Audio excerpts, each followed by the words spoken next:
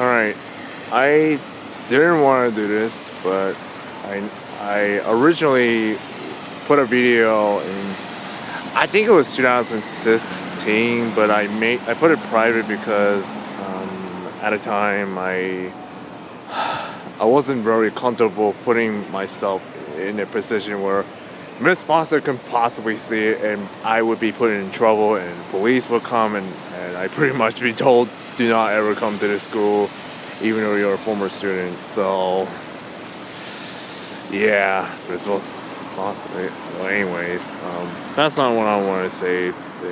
Another one was I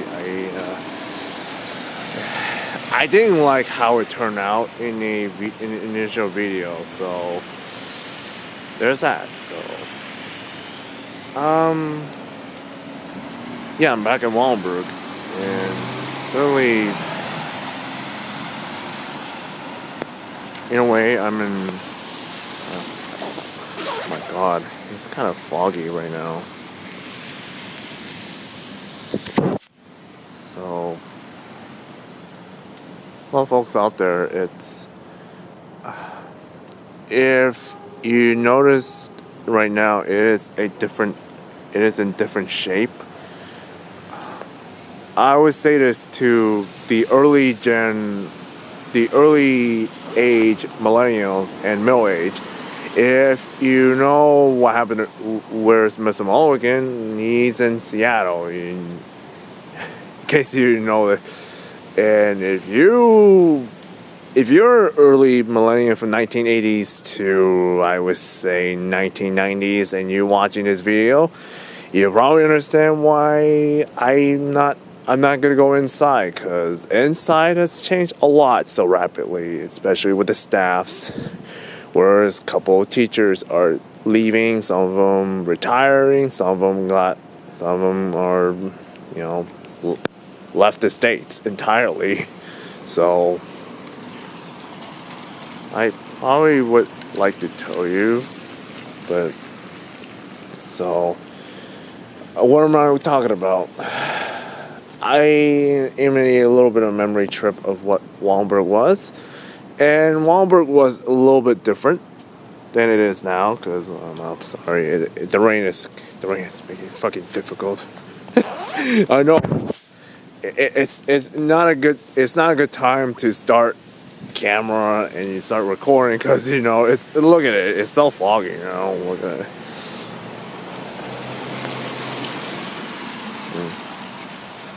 You see, it's kind of difficult.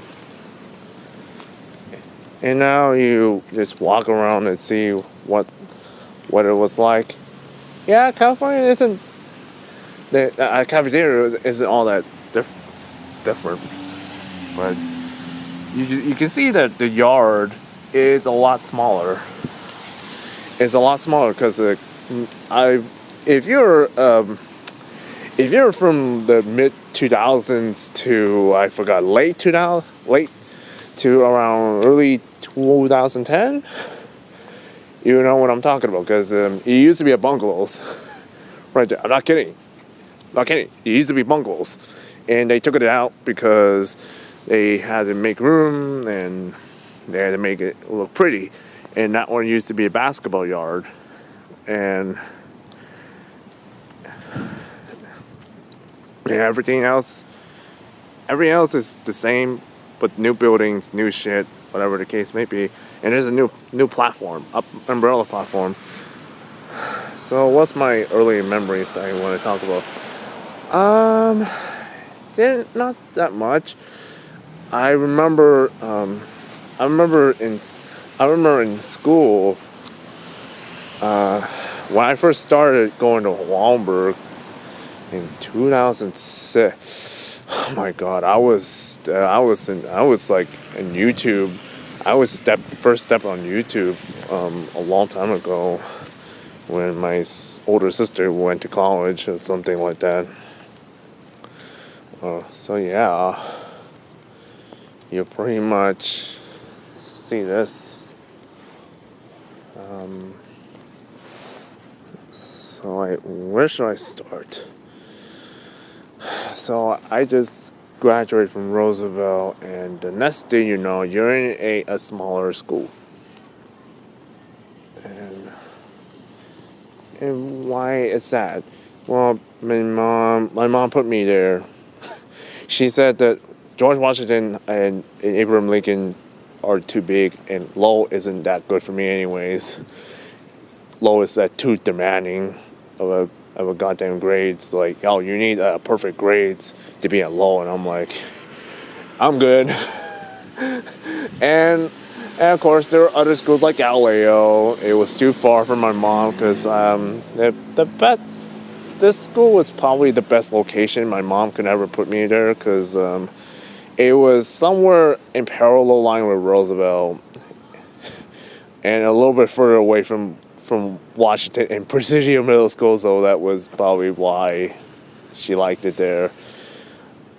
But I could have done some. But I would have been a lot different person if I went to either Washington or Lincoln, or I could possibly end up at Lincoln and Wallenberg and end up being transferred there anyway. So, and then I met Mr. Huberman. I met a bunches of people in my life. My first year as a freshman, I pretty much just a much more quieter person. I pretty much not done anything, and it didn't hit me enough to turn myself into a much crappier person. But it wasn't that bad.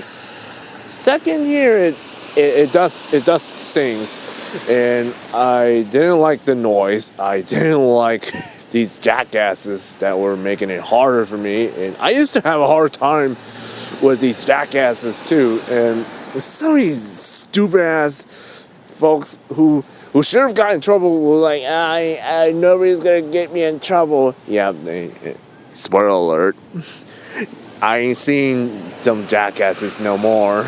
So, and I went to after school program, and you see, the bungalows would be right there, and the bungalows is where I would have Mr. Norton and Mr. Mathis, and of course Mr. Farkas or something like that. I forgot his name. I never had him, but he was just an awesome teacher. Mr. Norton, he was a Vietnam War veteran who went to Vietnam, apparently as a medic of some sort. Basically, he was out there helping out injured soldiers and stuff, and basically it gives him nightmares. What pushes him to finally retire is that the entire 10th grade, including myself, were pretty much assholes to him, and I'm a guilty party too. I feel really bad when I hear that he was suffering from stress and PTSD so much that he had to retire. So I didn't know it, but it hits me so hard that he had to retire, and that's where shit goes pretty bad. And that sucks. I don't know. I don't know why it's at the... Anyways. But despite all that, I still had some of my best years. I get to watch some of the old Pokemon at an other bungalow that was been added after they took out the basketball field. I learned some interesting about science again. I get to enjoy history.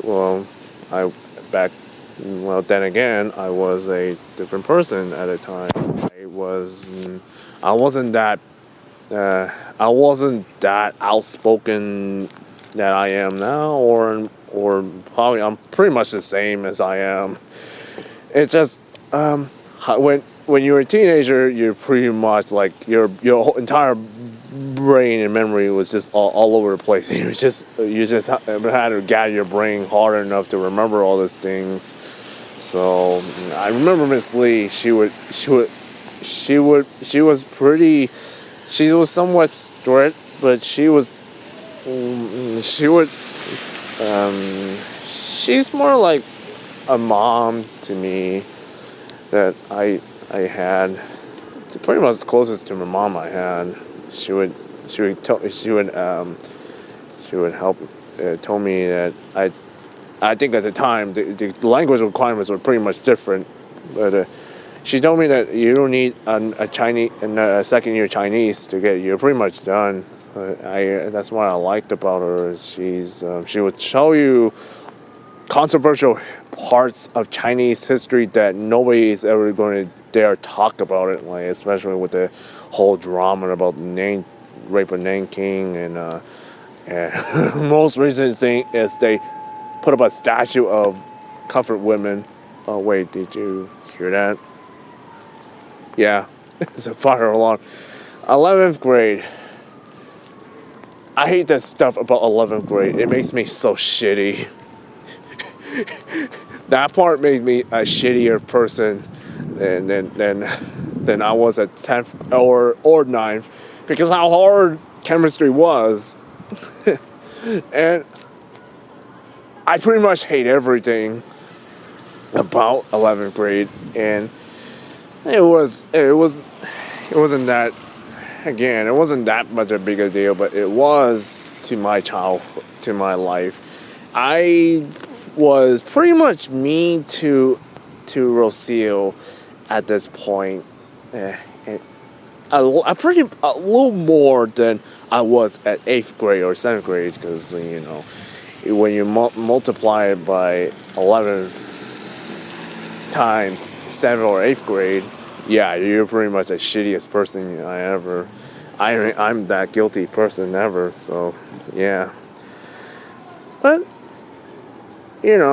as usual, positives usually outweighs the negatives, and I pretty much had to pull through because my dad, he knows he's done hard science before, like chemistry before, back in Hong Kong at secondary school. So he helps me out, and I gone through it because I have help from my father. I have help from pushball. I have help from my classmates, and some of my classmates who I became friends with, and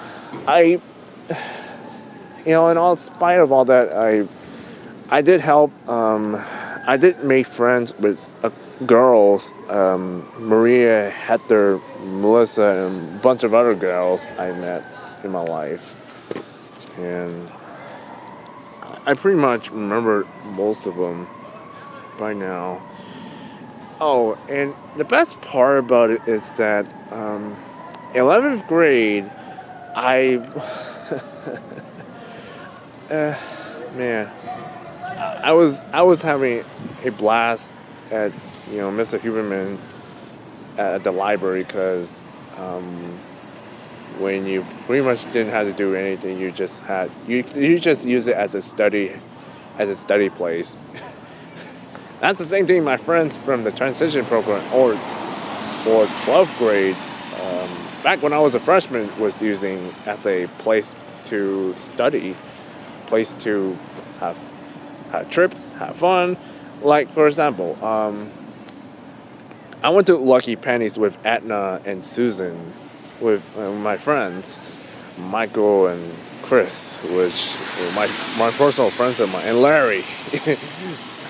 Yes, Larry. I was called Lawrence, Lorenzo, Lawrence Arabia, all that stuff. But yeah, you know what I mean. It's kind of strange. It's kind of strange that, wow, all those memories are coming back to me, and this is coming from a Toys R Us kid that a lot of Toys R Us kids, whether it be a Generation X, Y, and Z, and a Millennium, knows that Toys R Us was the awesomest things ever. Oh my God, I miss Toys R Us, by the way. Anyways, what am I thinking? 12th grade. 12th grade, I don't see a lot, but I remember Mr. Huberman telling me when I say, oh yeah, psychology class, I had to do 100 hours of doing volunteering work he was like, nope, nope, nope, nope, nope, nope. Can't do that. 100 hours of community service, doing a volunteering hours. Nope, that's too much. We're gonna reduce that for you. And yeah, it's the same as like when he was advocating to have these students from special ed not take California high school essay exam, because that one was such a bitch. It was such a bitch for 9th, 10th, or 11th graders alike. So it's actually 10th or 11th grade. That was such a bitch to take. I'm thankful to Mr. Huberman for helping me out, and and Etna and Boogie. Well, not Boogie 2988, Miss Boogie, actually. The other Miss Boogie, yeah. And I thank Rosia for, keeping me straight and narrow, because without them, I probably would end up much shittier than I am now. So, but the best memory, well, besides the Disneyland trip with Miss Mankey and Mr. Freeman, is meeting the Japanese students from Japan when 2010, when everything was under construction and all that stuff. San Francisco State University Unified School District decided to invite the Japanese students to Wallenberg, of all places, to probably promote what it's like to be American school and all that stuff. And a lot of Japanese students are pretty quiet. I never thought I would say this, but a lot of Japanese students were quieter, and they were we pretty much showed them, like, we would communicate, like, and it was, the English was their English speaking was so, I wouldn't say good, but it was impressive. It was almost similar to how my parents went when they first went from Hong Kong, or my family members moved from Hong Kong, and they had to learn English. So, I mean, but I know the primary language of Japanese students they had were Japanese, so they were wearing school uniforms, and they would say that in Japanese high schools, all they did is study, don't have time to socialize, and don't have clubs. And actually, Wallenberg had a lot of clubs too, in there too. But Japanese students would probably say something along the lines that we don't usually talk proudly about pop culture that much. I mean, that loudly and openly. It was such a culture shock, but yeah, that was one of the best times, most redeeming things I ever had. And man, 8 years later, I cannot believe I'm saying this. I feel so old. Actually, take it back. It's been 12 years, and I feel that old. I've been that old. Regrets? Well, I do have a couple of them. Like, I don't even know if I wanted to put up a memory video like this, because Mr. Mulligan isn't here no more. He's in or Seattle, having a job, or like I said, I don't see a lot to the early and middle gen millennials. You probably understand what I'm talking about. I think I've pretty much done my fill. So, what do you think? It is raining. I'm sorry, but I didn't have I think that's probably better than my initial video. So, anyways, guys, take care. Oh yeah, oh yeah. I almost forgot to mention it. When I was in after school program at Wallenberg, you know what I would do? I'll be on the computer watching YouTube videos. I'm talking like a bunch of random video game music videos that I would I would be doing. Well, besides just studying and all that stuff, I would be playing games like Xbox or GameCube, PlayStation, I think, and yeah, and I would go to a lot of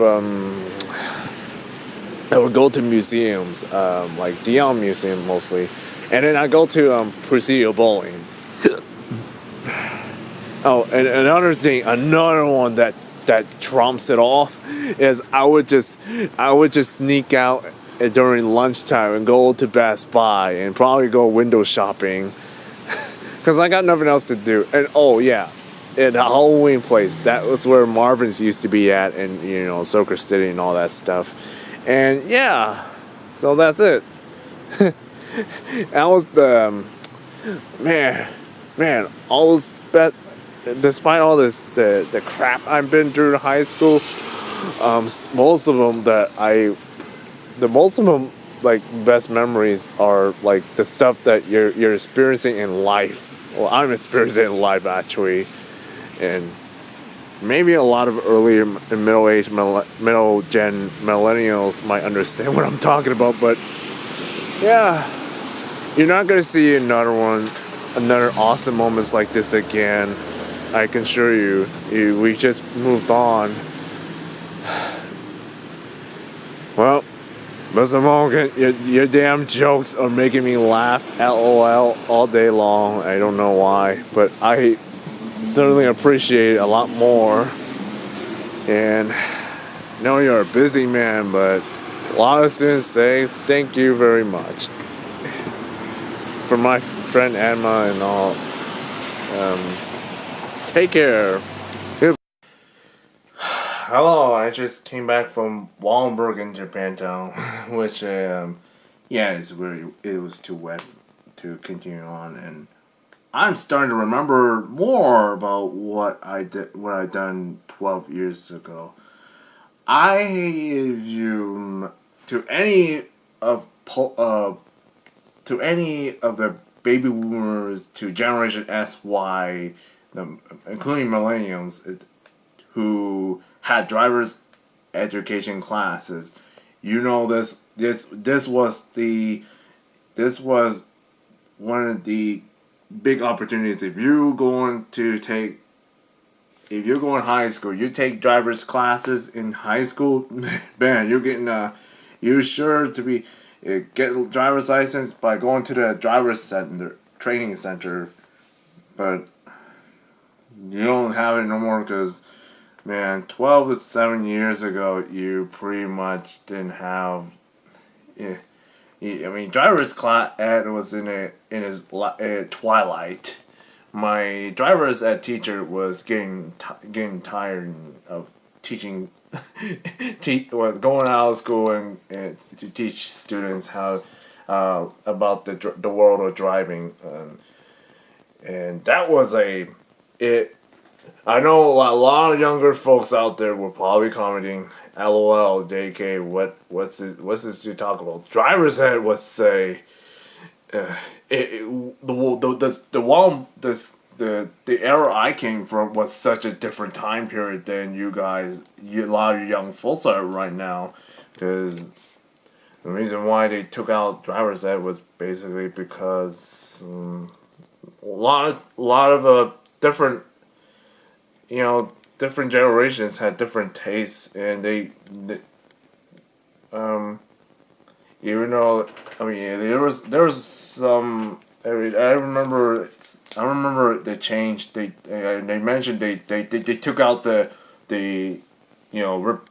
maintaining the furniture making and all that stuff way before they took out driver's ed. So that one they after they took out driver's ed, they replaced it with election uh, electoral classes, which is like, I don't know, it's like a general election class or some other crap they put up, and which I wish they bring back some of the basic classes like cooking or sewing or, I don't know, maintaining the beds and all that, furniture and all that stuff. So that one would have been nice. So yeah, times have changed a lot within a few decades or so, and man, how times have changed.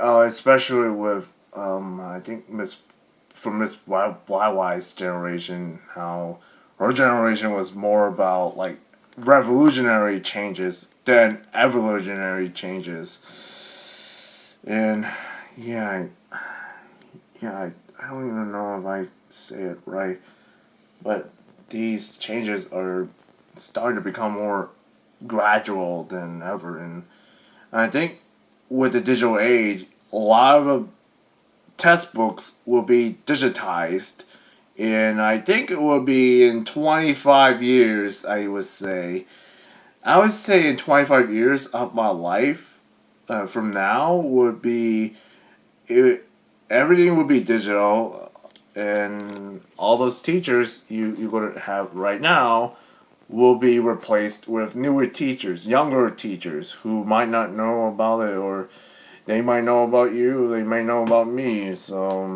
yeah. So, check out your old schools once in a while, because times will change. And I seen the change it had in Wallenberg, so, I mean, all they had is like security cameras. So, sorry if I go on rambled, so. Anyways, that's another one, and I'm in a dry place, so thank you. Thanks for waiting, and take care again, and have fun.